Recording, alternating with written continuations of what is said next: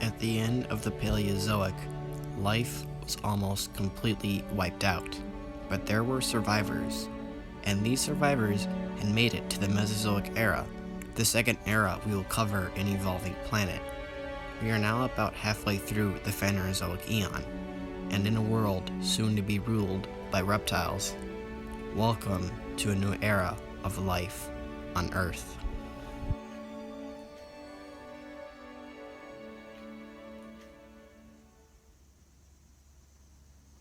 Last time we visited South Africa 10 million years ago, it was a world ruled by therapsids, but there has been a major extinction event since then, and it is now a very different world. The most common animal in South Africa and the entire world during the early Triassic was Lystrosaurus, a dicynodont we briefly covered in the Permian. Since the large therapsid and perisaur herbivores died out in the late Permian, many herbivore niches were up for grabs, and Lystrosaurus took it, spreading out across the entirety of Pangaea and becoming the most common animal of its time, making up 95% of all vertebrates in some fossil beds. No other animal, before or since, has been as successful as Lystrosaurus.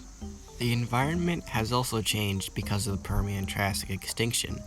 The various gymnosperm plants like conifers and cycads had been replaced by the faster-growing spore plants like ferns. With the start of the rainy season, various riverways and water holes have surfaced, and parched animals finally get their first drop of water in a while. The amphibians are also thankful for the water. Being hit hard by the mass extinction, they've also been struggling with the seasonal weather, but species like Brumistega and Lideckernia have managed to hold on. Little do these animals know, there's a predator lurking beneath the water.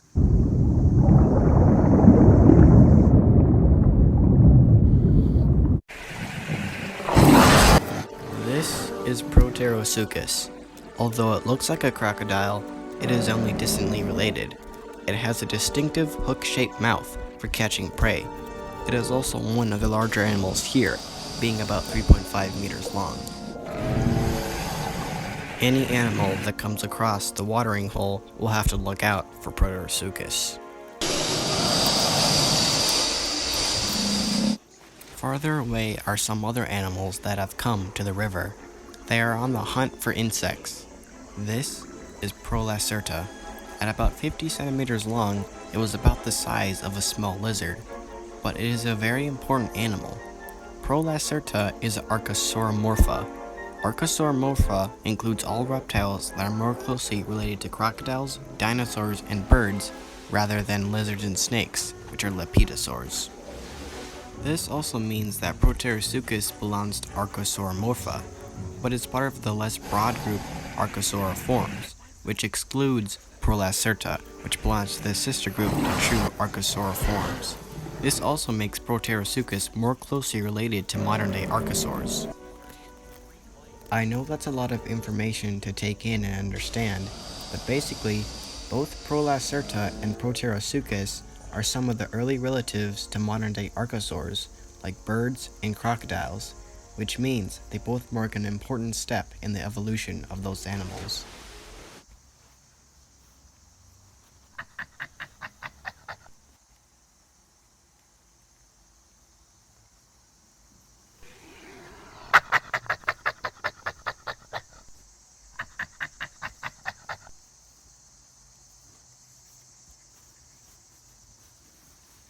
This is a cynodont called Thrinaxodon.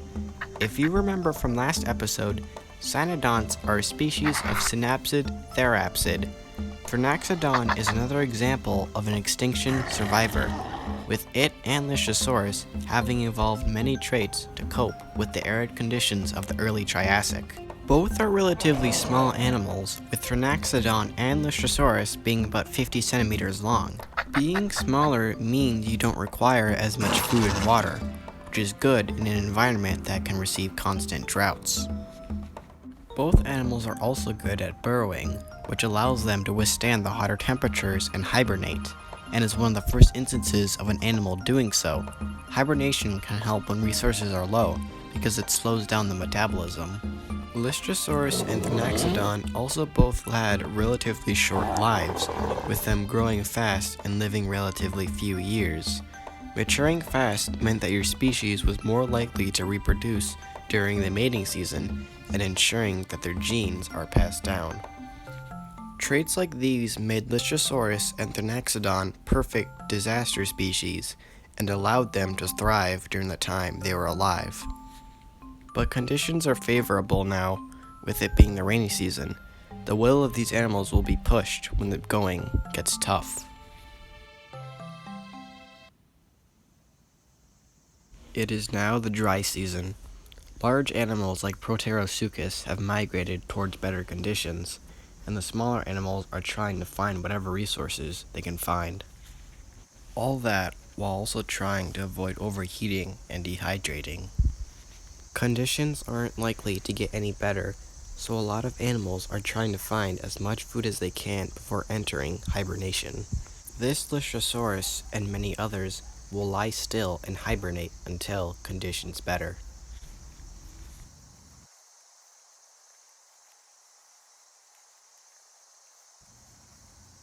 It has been months, and the landscape has shown little life. A small amphibian called Brumistega is trying to find shelter from the heat. It finds a burrow of a Thanaxodon and enters. Trying not to wake the hibernating Thanaxodon, the amphibian gently nestles next to it. Storm clouds rumble nearby as the first rain in months come down, but the dry soil has trouble absorbing the water, and the nearby area starts to flood.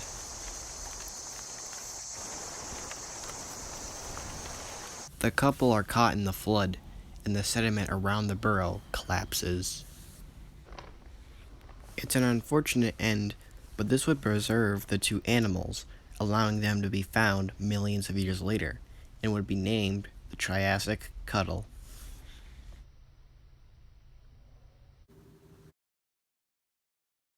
This Lystrosaurus and many other animals have awakened from their hibernation and are hungry from months without food. Despite animals so quickly recovering from the Permian extinction, food webs are still in relative shambles and will take millions of years to fully recover. But as these food webs recover, a new trend will appear in the Triassic. Despite synapsids ruling for the past 50 million years, they have declined greatly since the extinction. And as the archosauromorphs expand into new niches, the diapsids will take the control away from the synapsids, starting a new age of life on Earth.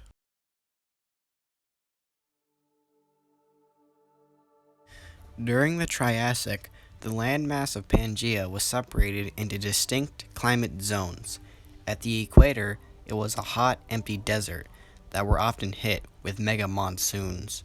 But the mid-latitudes were cooler and wetter, and in these areas is where plenty of lineages of animals were evolving, and in particular, two groups would evolve that would change the course of life on Earth.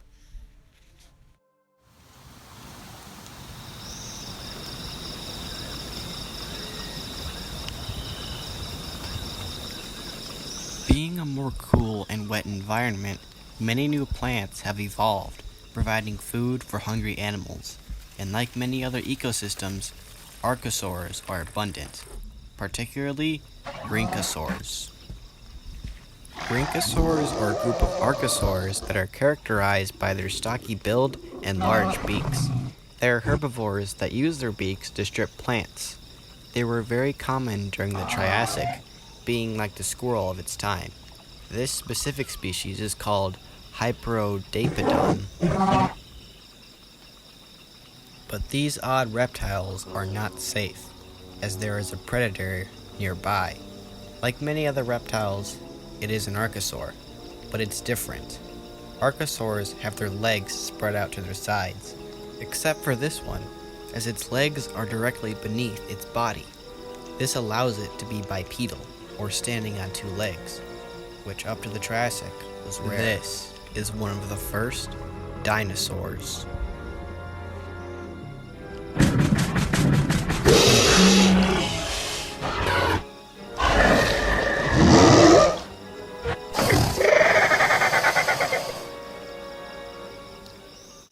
This dinosaur is called Herrerasaurus.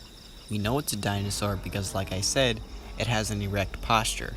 But although there are plenty of other specifics that make up a dinosaur, the posture is the most important when comparing it to other archosaurs.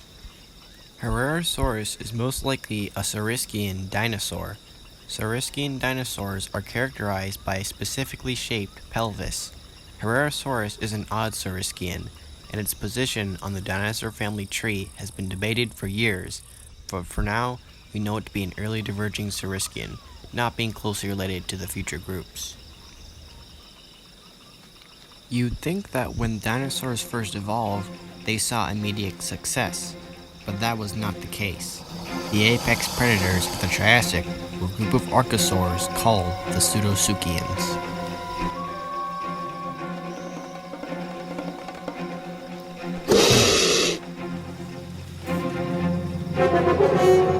This is Saurosuchus, a 6-meter-long Pseudosuchian. It's very territorial and doesn't like to share the water hole with dinosaurs.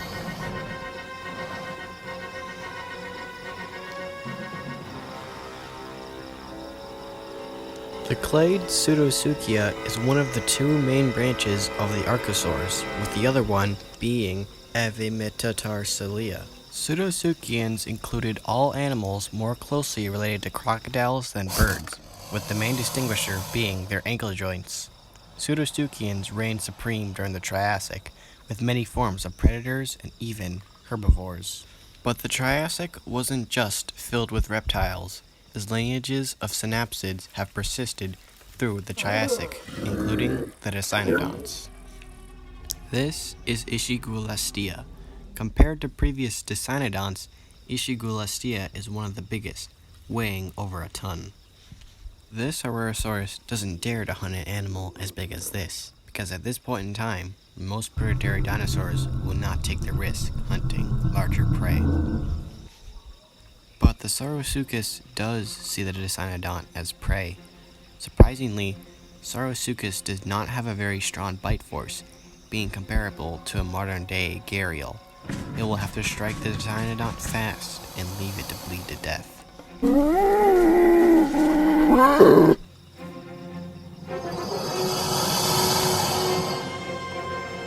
The Saurosuchus pursues the injured Dicynodont, draining its energy and blood.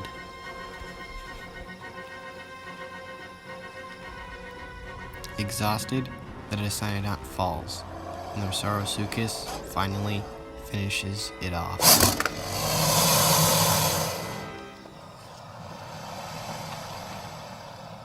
Nearby, a small dinosaur picks up the scent of flesh.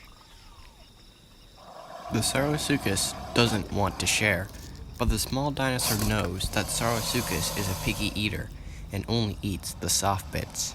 It's likely that due to its relatively weak bite force, Saurosuchus would leave a lot of meat for scavengers.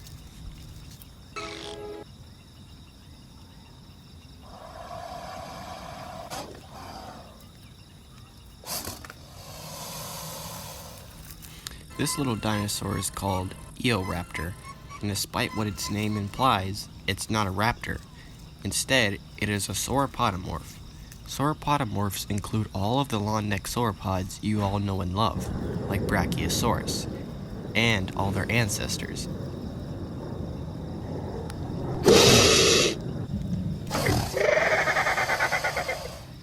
Unfortunately for Eoraptor, it has gotten its loot stolen, but Eoraptor will live, because despite being an early relative to the long-necked sauropods, it's actually omnivorous, so it can eat plants and meat.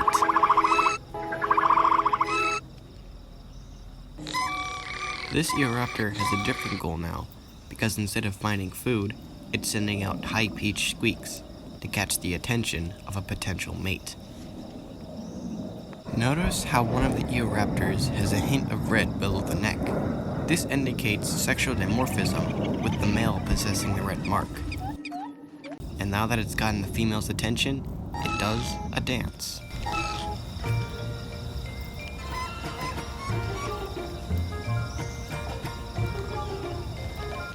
The female is not impressed. The thing about modern day birds is that, unlike most mammals, they can see in color, so it's very likely that their dinosaurian ancestors could as well. Color is the main driving force in natural selection for modern day birds, so it's likely that a lot of dinosaurs used a variety of vibrant displays. In the Triassic, there were plenty of animals that, if you couldn't take a look at their bone structure, you could mistake as a dinosaur. This includes Silosuchus, who, despite looking like a dinosaur, is a pseudosuchian, so more closely related to crocodiles than dinosaurs.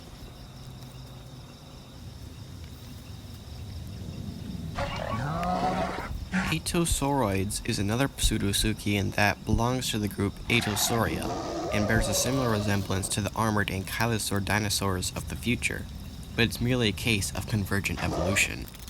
Triassic was filled with these kinds of animals that, if not informed enough, could be mistaken for a dinosaur, and it goes to show that the Triassic was truly an odd time, where the line between dinosaur and non-dinosaur was blurred. But as the sun sets, we can observe another lineage of animal emerge from the darkness, as the next step in mammal evolution begins. This is Probenognathus, a cynodont. So although it is not a true mammal yet, we can observe more and more mammal-like traits emerge.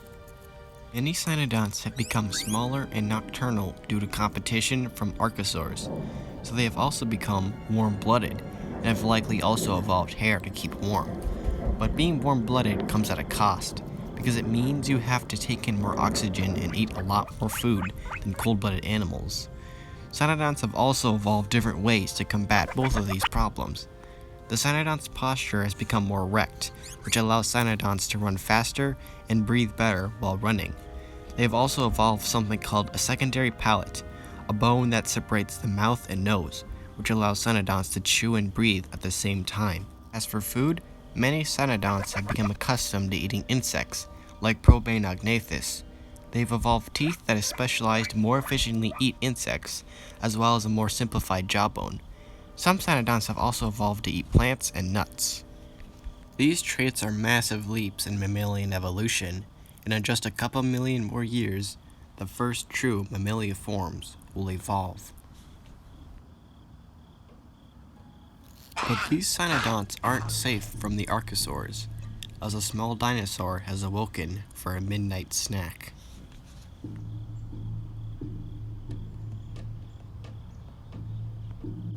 This dinosaur is called Eodromius. Although seemingly unimportant, it actually represents one of the first theropods. The theropods are a group of carnivorous saurischian dinosaur. It includes such predators as Tyrannosaurus, Velociraptor, and Allosaurus, but this group of predators found its humble start in the Triassic. It's likely that dinosaurs evolved warm-bloodedness early on, so some of them could hunt at night if they wanted to. Although the vision of cynodonts has become limited due to their nocturnal lifestyle, they have acute hearing and smell, so Eodromius will have to be swift if they want to catch a cynodont.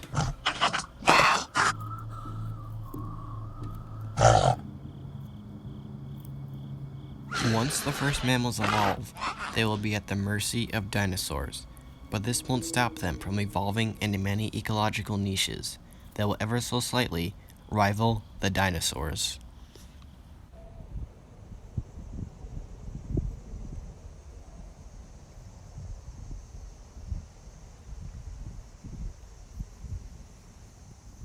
It is currently the dry season, and this large dicynodont called Placerius is looking for water across a barren desert. Placerius typically likes to wade in shallow water, but most waterbeds have dried up.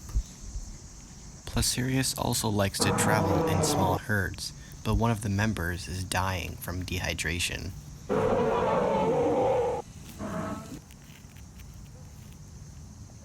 A dinosaur has picked up the scent of the Placerius, a little dinosaur called Coelophysis.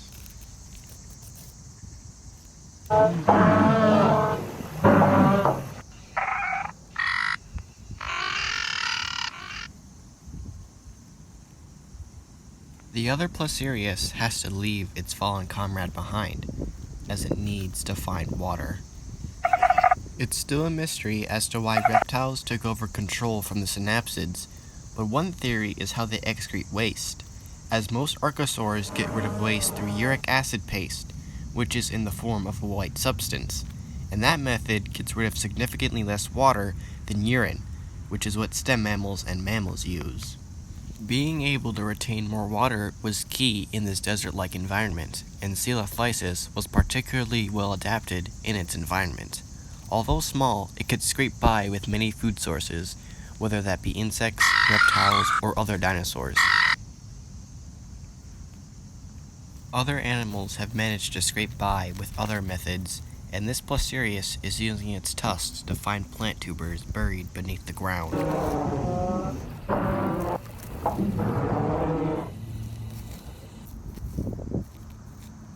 Although scavengers like Coelophysis are abundant, there were active predators, and like before, they came in the form of the Rauisuchians. This is Postosuchus, a bipedal Rauisuchian. Fortunately for this Placerius, it managed to catch the Postosuchus before it was able to ambush it.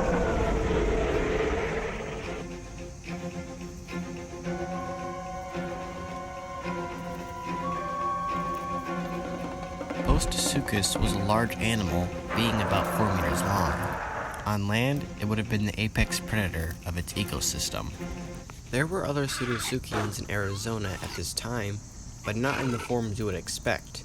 Shuvosaurus was another dinosaur look-alike that wasn't a dinosaur, and despite being closely related to crocodiles, it was a herbivore. Shuvosaurus was also small, and would have made a nice meal for Coelophysis.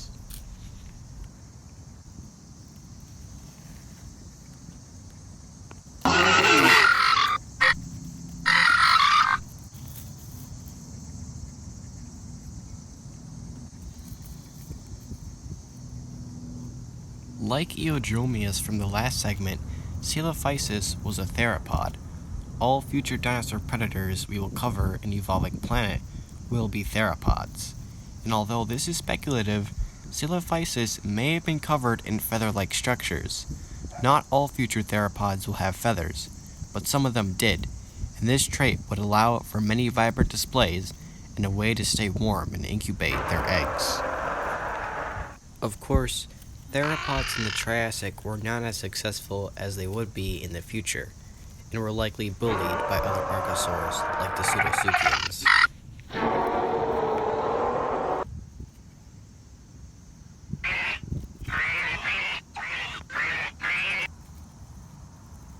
Horse, despite being an apex predator, it had its limits. Meet Desmatosuchus, another strange Pseudosuchian that was armored, but was also a herbivore. Not only was Desmatosuchus armored, but it also had a large spike that could do even more damage to attackers. Like Adosaurids from the last segment, Desmatosuchus is an Adosaur, and its armored body plan will be replicated many times in the future. This Coelophysis has come across an island of green in the desert. There is at least some abundant plant life that the herbivores can indulge themselves with.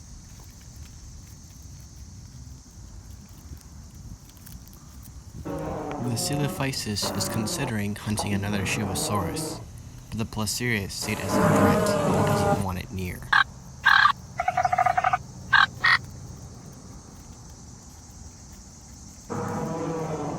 Placerius males occasionally use their tusks to fight each other for dominance.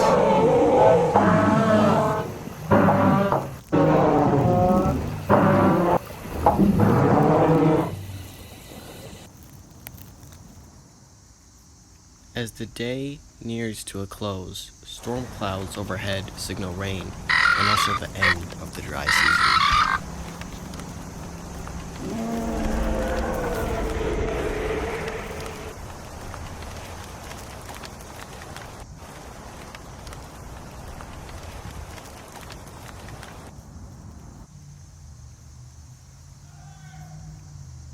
With the dry season over, The herds of Placerius have been wallowing in shallow water, eating various water vegetation.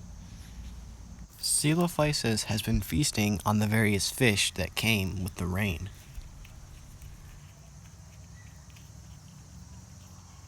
But these waters are not safe, as some reptiles have made a living ambushing prey from the water's edge.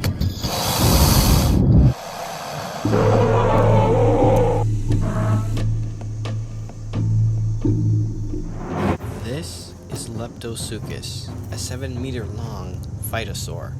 Although it looks like a crocodile, it isn't, and isn't really a true archosaur, but rather a dinosaur form.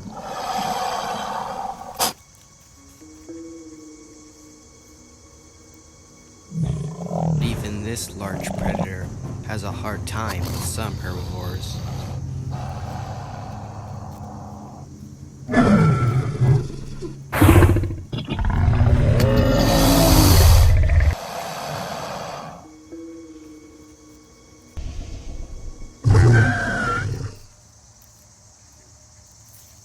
The Triassic was an odd time, where you could barely distinguish dinosaur from crocodile.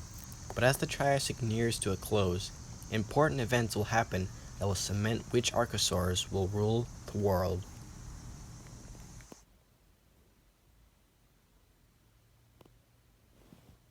A batch of eggs. Who could it belong to? Probably a species of reptile, right? Well, no. It actually belongs to one of the first mammals, Morganucodon.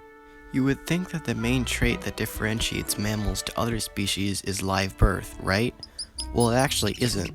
Some mammals today, like the platypus, lay eggs, and some reptiles, living in extinct, give live birth. The main trait that separates mammals from other species is the dentary squamosal joint. The dentary and the squamosal are the two bones that meet at a joint in all mammalian jaws. Synapsid jaws used to be a lot more complex, but over time they have become more simplified, and the squamosal dentary design allows for stronger and easier bites, and also allowed for chewing. For chewing to work, however, the top and bottom teeth have to fit together, and that wasn't possible if they were constantly replacing teeth throughout their lives. So, mammals developed a new system where they only have 2 pairs of teeth throughout their lives, the baby and adult teeth. So, if you ever have to get your teeth replaced at the dentist, you can thank your Triassic ancestors for that. Of course, mammals weren't the only animals going through changes. This is Plateosaurus, another species of sauropodomorph dinosaur. Last time we saw a sauropodomorph, it resembled a small raptor, but now they have reached larger sizes and a fully herbivorous diet. Despite me calling Morganucodon a mammal, it wasn't exactly a crown mammal, but rather a mammaliform. Crown mammals include all modern-day mammal groups, but the clade mammaliform includes their extinct relatives, so it's clear that mammals still have a long way to go before they resemble their modern-day selves. By the end of the Triassic, life on Earth was doing well. The first mammals were scurrying about. Dinosaurs, although not too abundant, continue to evolve, and plenty of species of reptiles have diversified. It seems as if life on Earth has fully recovered from the Permian mass extinction.